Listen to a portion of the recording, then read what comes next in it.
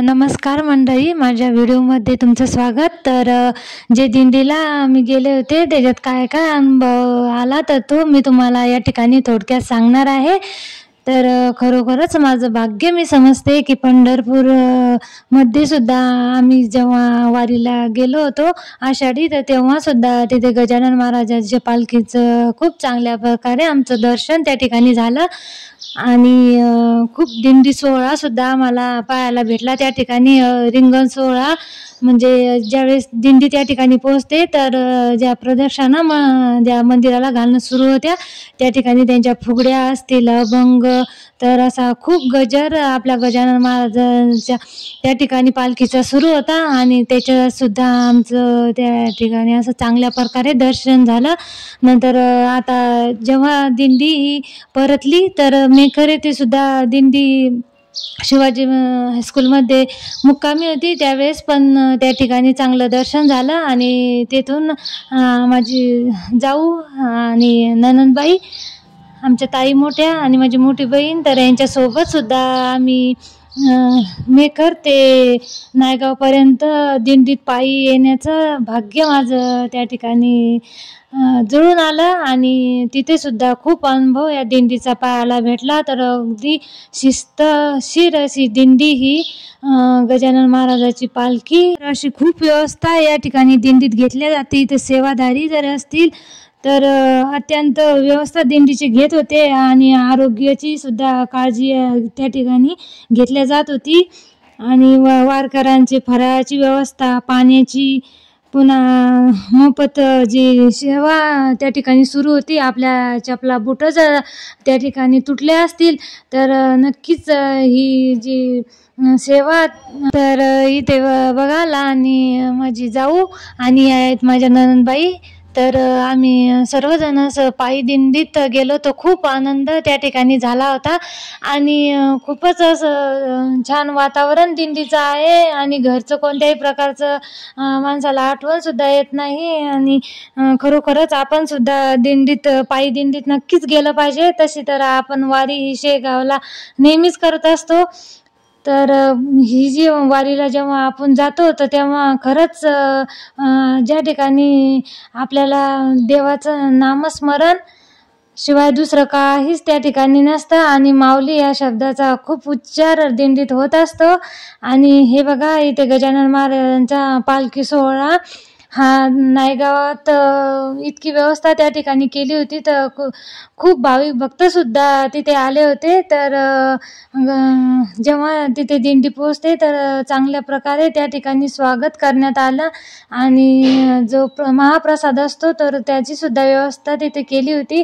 आणि सेवाधारी लोकसुद्धा खूप होते. रस्त्याने सुद्धा फराळ, पाणी आणि पाण्याची व्यवस्था अगदी चांगल्या प्रकारे त्या ठिकाणी केली होती. आणि गजानन महाराजाच्या दिंडीचं एकच वैशिष्ट्य असं आहे की शिस्त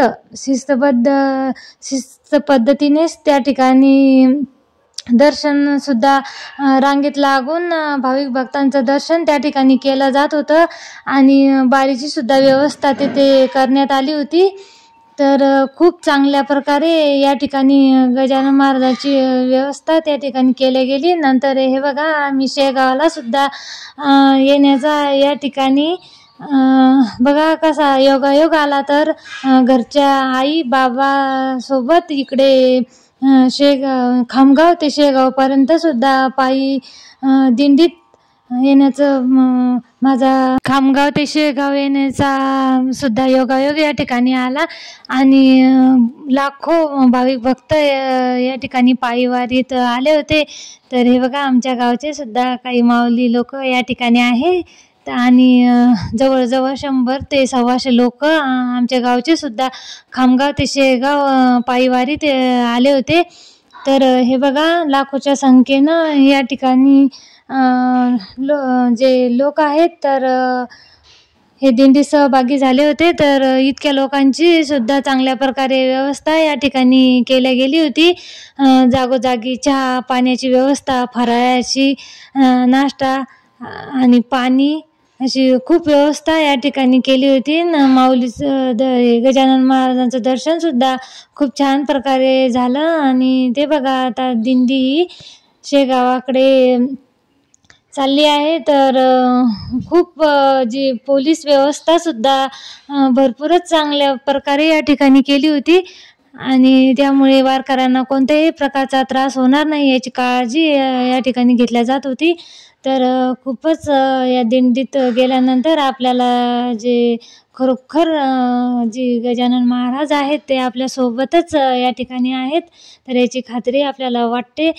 कारण इतके लोक त्या ठिकाणी असतात, तर प्रत्येकाच्या चेहऱ्यावर हास्य मात्र दिसून येतं आणि सर्वांच्याच तोंडात त्या ठिकाणी गणगण गणात बोते हा जो मंत्र आहे आणि तो चालूच असतो. तर जेव्हा आपण या वारीत जातो तर केव्हा शेगाव येतं तर आपल्याला त्याचं असं वाटतसुद्धा नाही.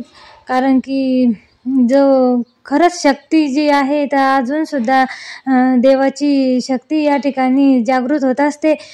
तर वृद्ध लोक, लहान मुलं, असे सर्व प्रकारच्या जातीचे लोकसुद्धा या जयंतीत सहभागी होत असतात आणि कोणत्याही प्रकारची जात धर्म असं काहीच या ठिकाणी नसतं. अगदी माऊली हा शब्द जोपासून या दिंडीत खरोखरच दिंडीत गेल्यानंतर आपल्याला जो अनुभव येतो तर खरोखर वेगळाच अनुभव असतो. म्हणूनच आपण इतक्या जे लोक आहेत तर लाखोच्या संख्येने या ठिकाणी आपल्याला दिसून येतात.